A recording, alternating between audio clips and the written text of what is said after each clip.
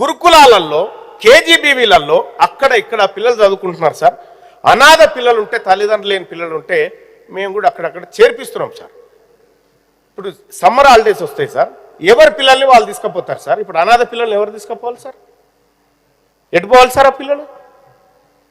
ఆడ మీ పిల్లలో నా బిడ్డనో ఉంటే పరిస్థితి ఏం సార్? వాళ్ళకి ఇంకా ఏం లేదు సార్ వాళ్ళకి.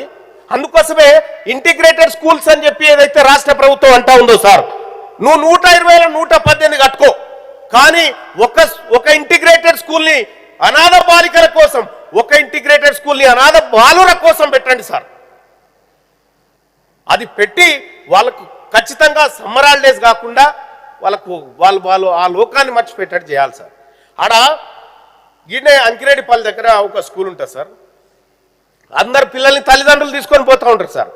ఓ పిల్లగాడు గేటును పట్టుకొని ఏడుస్తుంటాడు సార్. మరి ఈ సూచన ఒకసారి ప్రభుత్వం పరిశీలించాలి సార్.